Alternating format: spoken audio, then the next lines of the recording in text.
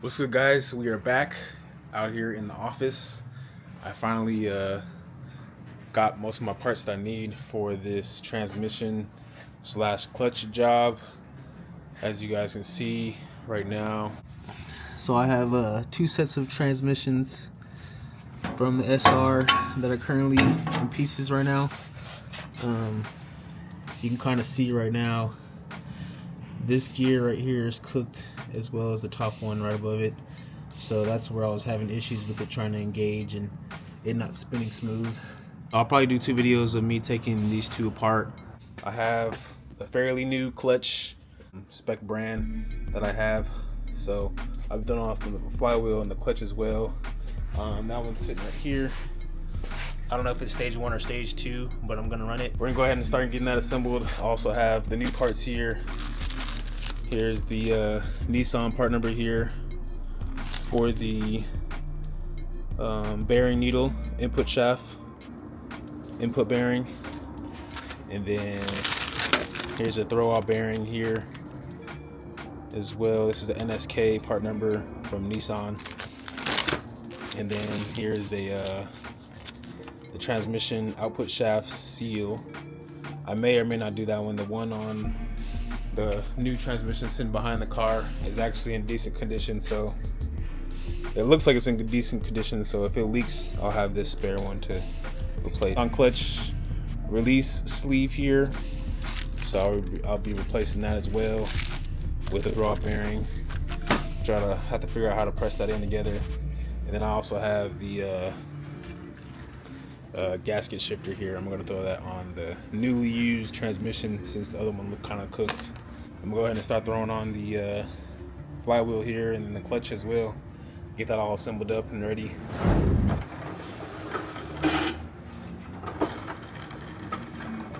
Ignore that. So first off, I wanted to show you guys the pilot bearing, Nissan pilot bearing. Definitely invest into this tool here. I got this from Harbor Freight, the pilot bearing 2-jaw part. This made it super easy to get this pilot bearing that was in there out, the brass one. Steps are pretty simple. Just make sure you don't damage anything. And now we are going to insert the needle pilot bearing. Let me just add some grease on it. I've got me some multi-purpose synthetic grease here as well from Harbor Freight. I'm going to apply that on here. Alright, so got me a hammer, a lug nut with a little concave end on here, and then the bushing here. I guess there's not really a specific way this needle bushing input or the pilot bearing bushing, needle bushing, whatever you want to call it. There's not really a direction, a certain direction that it needs to go. So I guess I'm gonna just put it in then. Use the part number side, I guess, where you can see the part number. So I need to put some grease on there to kind of make sure that it goes in smooth.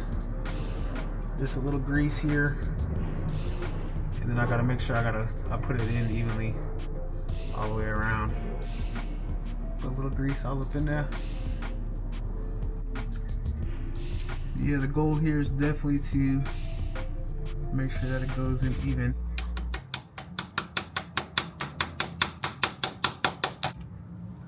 I was struggling a little bit to get this pilot bearing bushing in there, but I finally got it in there. I got it in flush, but I believe you want to go a little deeper than that, just so it doesn't pop out on you. There's plenty of space in there. There's about 1 inch of space in there. You want to go, some people bottom them out, but I think I'm gonna go at least maybe like an 1/8 to maybe a 1/16 to the end of where it bottoms out. You want to kind of give it some space, mainly because you want to be able to pull your bearing back out if you need to. And with this tool, they have instructions for in the instructions it says there should be some space for this tool to be able to get in there, because there's like a little lip that pops up in the bearing here to grab it and then pull it out. So you want to leave, it looks like 1/8, so you want to leave about 1/8 inch of space there on the bushing at the end. If you want to do that, you don't have to, but you know, for my case, since I may want to, you know, pop this back out and reuse that same needle bearing, I'm gonna just leave some space in there. But you can bottom it out. So I'm gonna go ahead and just keep going a little further in until you know, I'm comfortable with where it's at. Can't really measure it without, you know, some calipers or something, but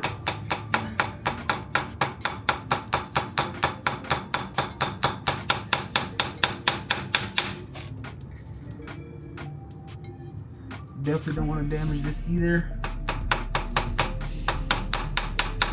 You might want to use a mallet so you don't damage your own tools, your own bushing, but I'm gonna get the sledge on this one.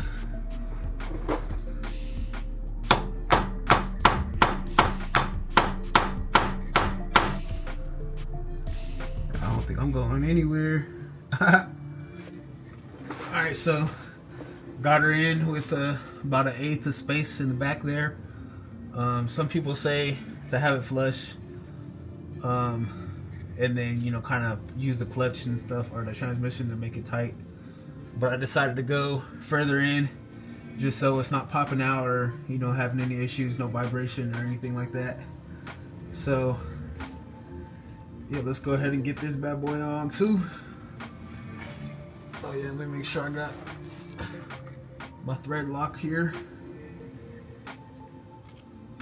I may just want to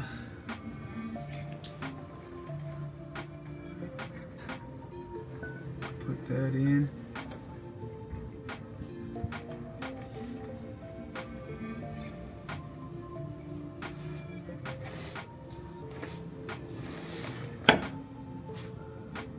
Run out to there.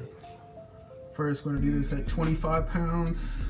Make sure to use a red thread locker here when you're doing the flywheel bolts. You don't want this bad boy flying off, right?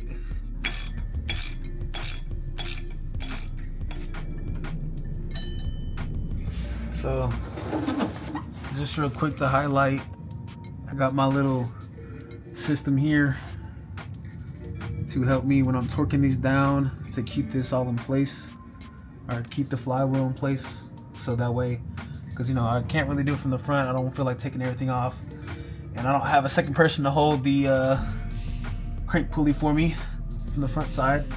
So found this trick online. I'm pretty sure it's an old textbook trick, but just thread one bolt in here and then one up top on the transmission bolt, and then using a wrench here to hold it in place while I'm torquing everything down. So hopefully this goes smooth. And we're gonna start with 20 though.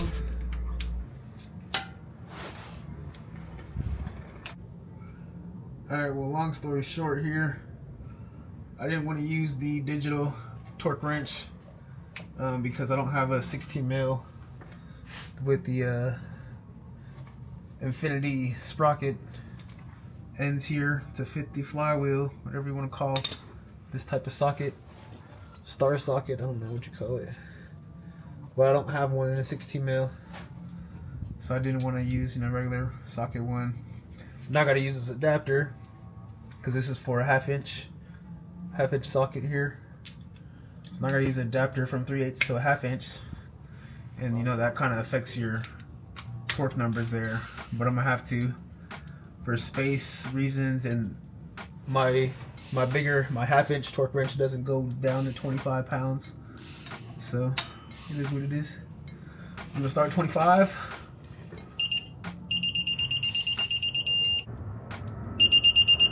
Pins. Alright, so I'm out of luck here.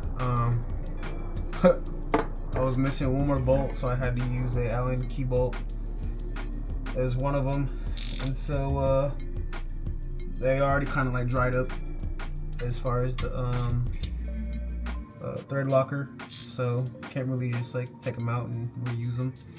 I'll put the other ones in, so hopefully I remember I need a T40 next time I remove this. But if I'm removing it, I should be in the garage anyways.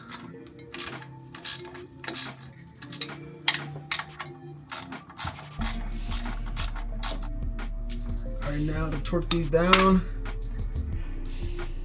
I gotta torque these down to 20, 25.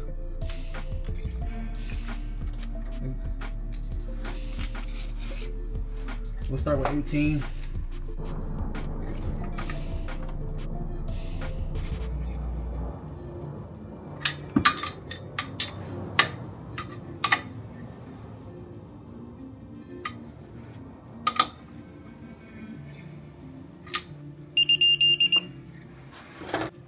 With this fucking clutch spinning, I done lost where I was at.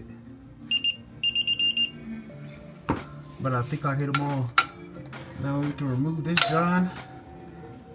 We got a clutch in. And now I gotta figure out how I'm gonna get this damn transmission in here by myself. Zero help. All right, got my caulks on. Now I'm going to work on this transmission here.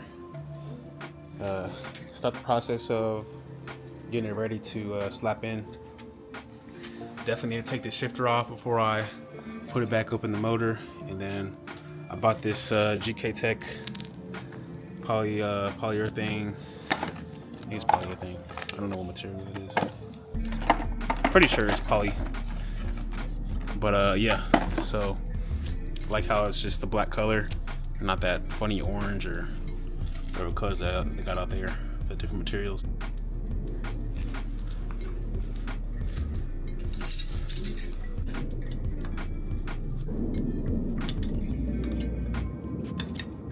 There's a nut beep socket. Get these two bottom nuts out.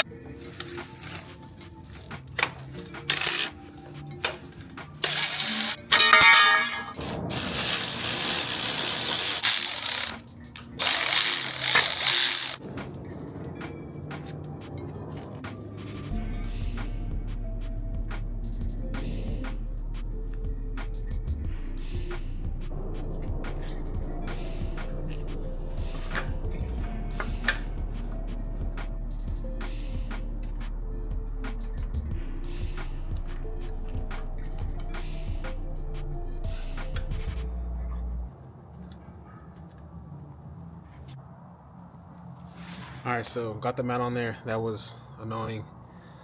Still need to torque those down to spec. Wanted to run over here real quick because it's the old crappy boot that was in there. It's all in pieces now.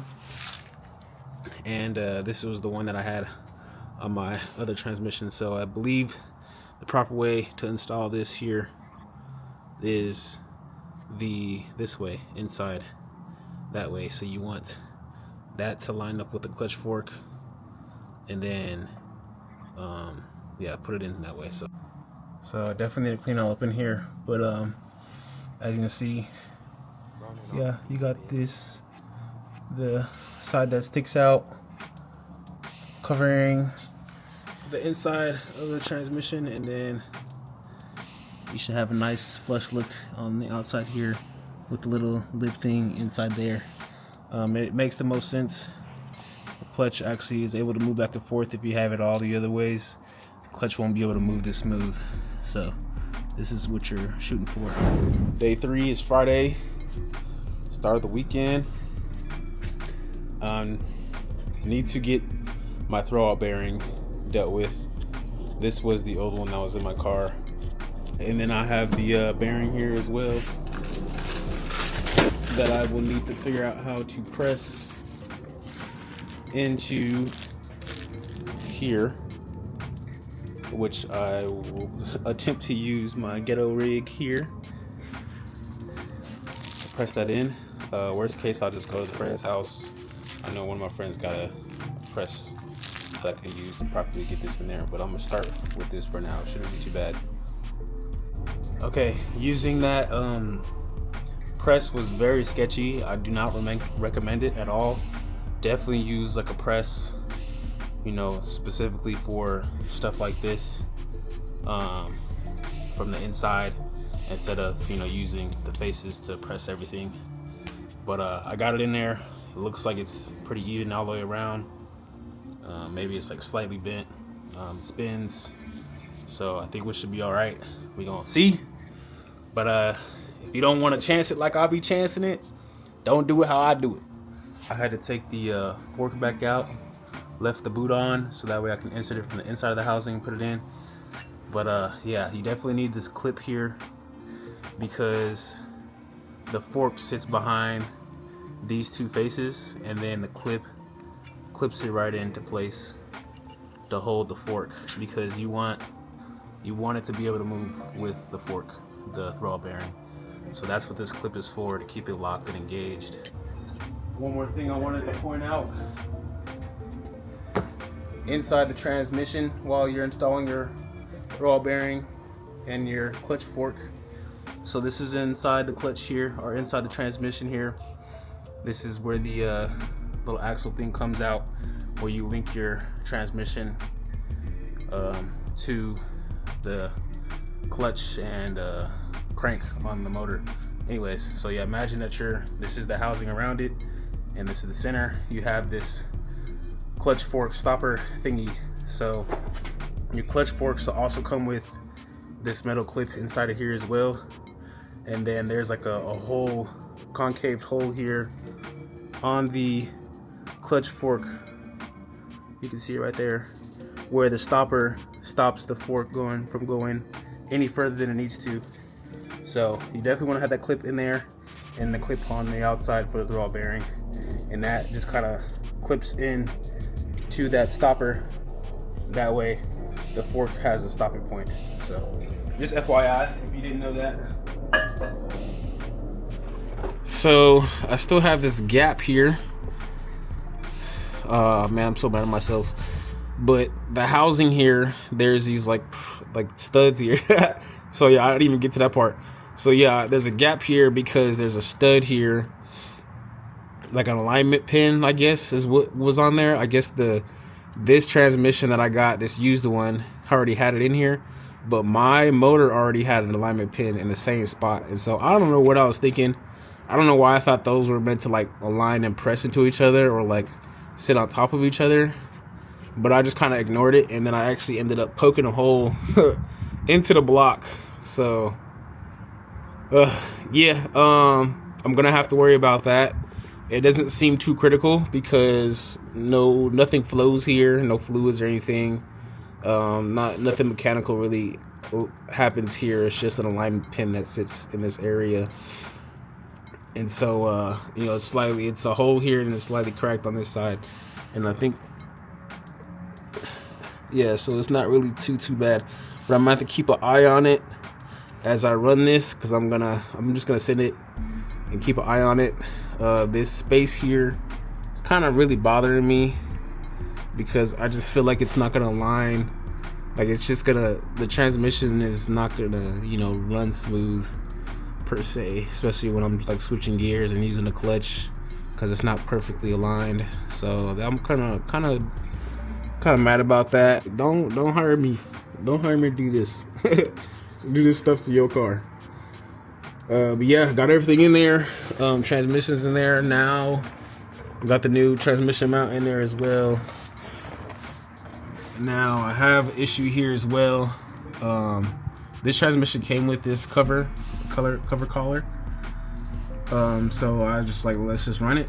And then now with my aftermarket ISR single piece drive shaft, the link pieces right here are actually too thick, and you can't even fit the drive shaft in there to connect the backside of it to the diff over there. So I'm gonna have to take it off. Don't even waste your time buying one if you feel like you need one.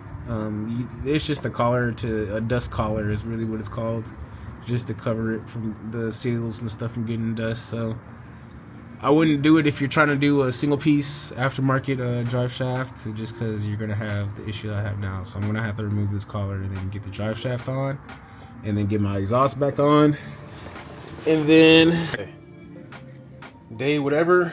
It's Sunday now. I decided, well, I finally got everything assembled.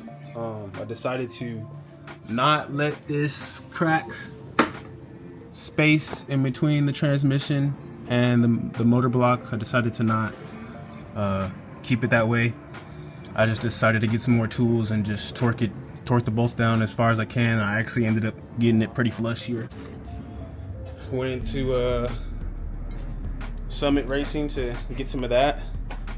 So I'm gonna fill her up right now and then see how she runs, turn her on. I got everything else on the car.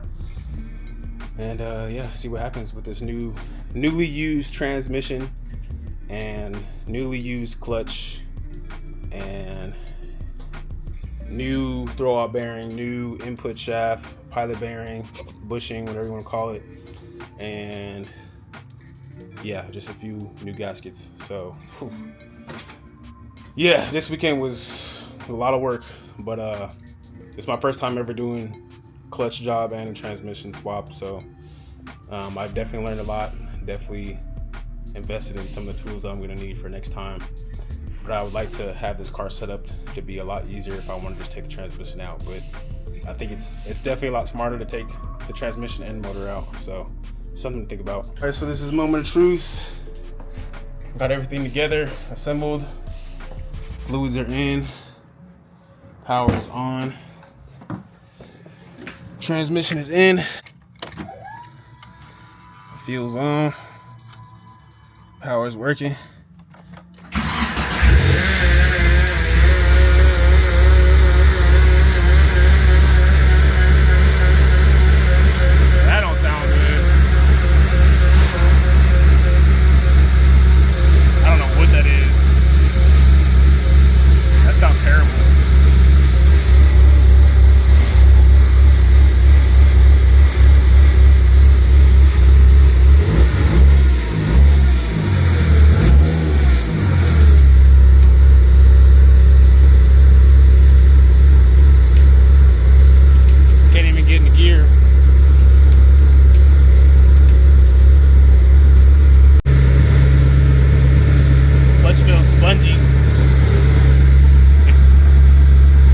Spongy as if it doesn't want to like engage.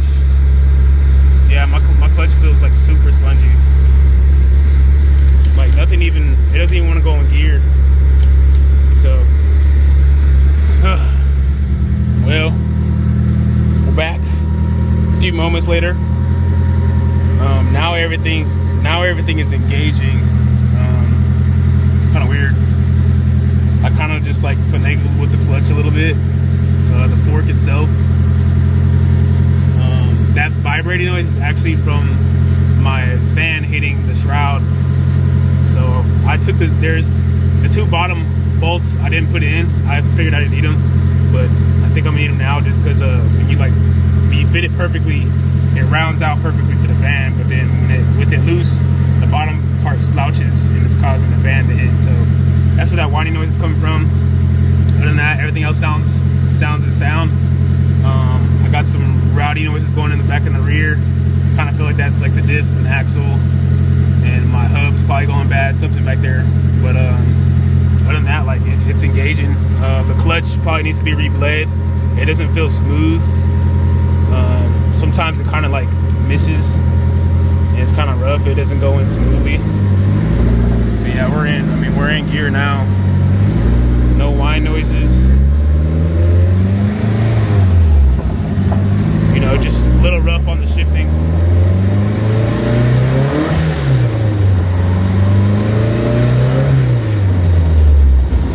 So we're in fourth now.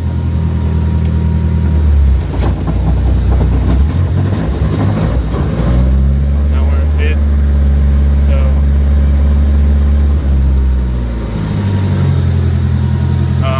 I think we'll be good for now.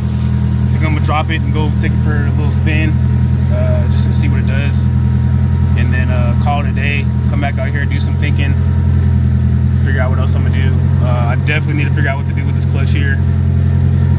I did have to pump it up a few times, but now it still feels spongy, so I might have to get it rebled again. So I'll probably do that. I don't know, soon. We'll see. I need help for that, so I can't just do it by myself. So I'll probably have a friend come out and help me with that. Maybe today, maybe sometime this week, maybe next weekend. I don't know. We'll see.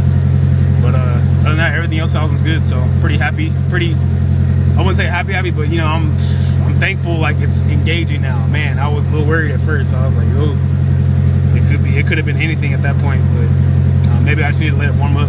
Maybe I need to let the fluids kind of get around and stuff and let it rotate and kind of align itself.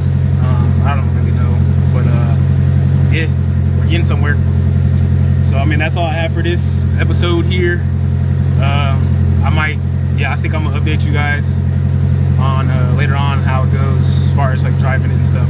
But right now I'm gonna just lock in and get everything on the ground.